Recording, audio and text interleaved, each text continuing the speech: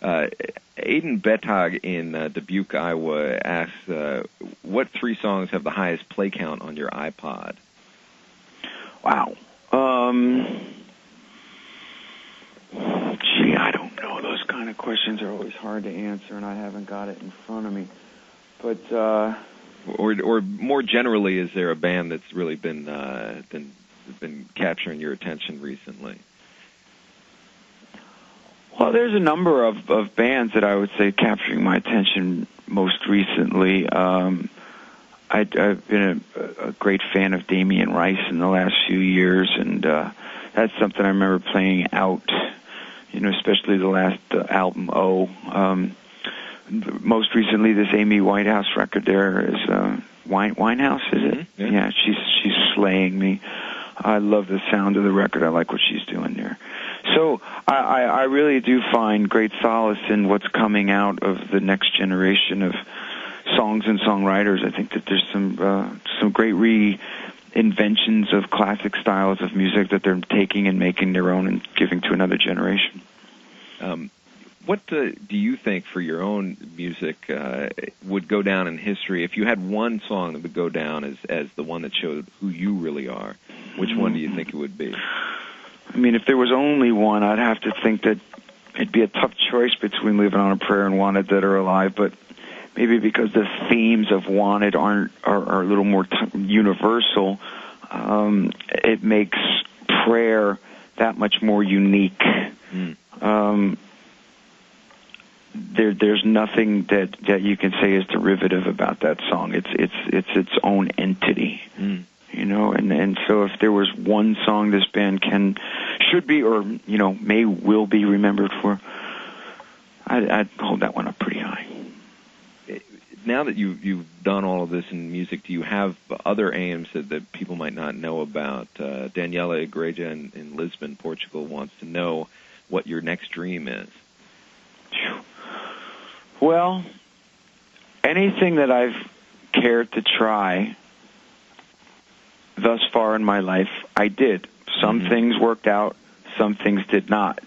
But I've always said of myself that I was never going to be a coulda, shoulda, woulda kind of guy. I was going to do it and dare to fail at it.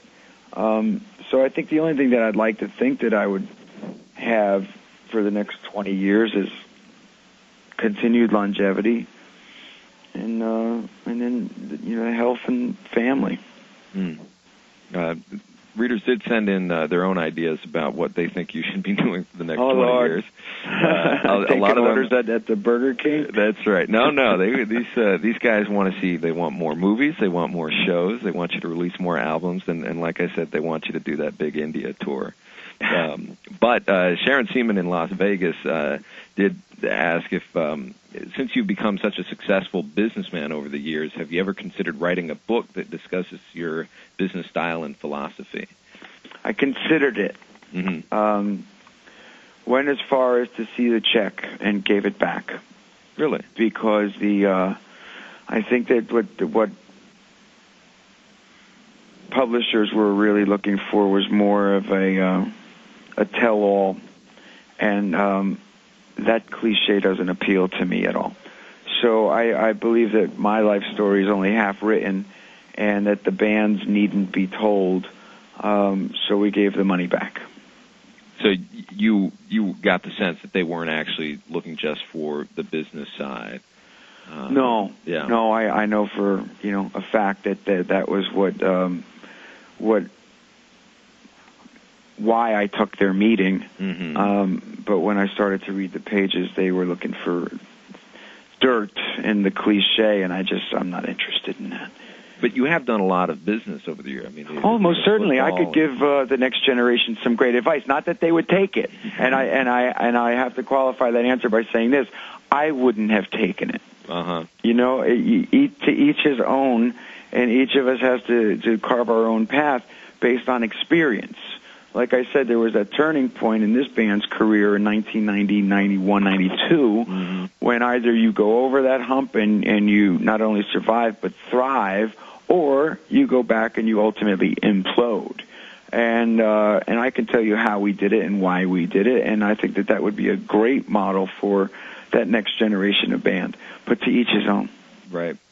Now, you have you mentioned that moment a couple times in the early 90s. Lucia Romagno in Chicago asked, what is the proudest moment of your career? Was that it, or was it when you first had your first big hits? Or That's a tough answer, because from the time you play guitar as a teenager in a garage, each little milestone you think is the be-all and end-all. And from the time you played that block dance to the time you played a nightclub to the day you got a record deal to the day you had a #1 album to the day you played 10 nights at the local arena, it continues to get bigger, it continues to get better, and it continues to be more fulfilling. I don't use those road markers to pat myself on the back. They're all just another asterisk in the book somewhere. Mm-hmm. You know, it's really, to me, it's not, the story's just not going to be told for another 30 years. So a lot of things have to come out in the wash before you'll figure out. I think, you know, a career is a marathon, and any honest to goodness career, and I don't mean 1, 2, 5, or 10 years. I mean 25 and on. That's when you start talking about a body of work. That's when you start talking about having had an influence and a voice in the community. That's when I even will be able to look back and say, this was the good era, this was the bad era, this is why that happened. I still think it's premature. Mm-hmm. Somebody, probably quite premature also, but in Sandra Bell in Miami says, I know you're a fairly private person, but if there was a movie about your life that would be made, what would the title be and who would play you?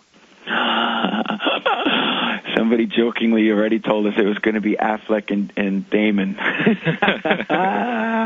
trade. It was going to be me and Richie, you know. So, right. But I guess, I don't know. It depends on how you want to look at it. If it's going to be Blaze of Glory or Living on a Prayer, or It's My Life, I don't know yet. You know, we'll like I say, the book isn't written yet, so the screenplay can't be done. Gotcha. Somebody had asked about, I guess the other question is, what phase in your career, what look would they be going for?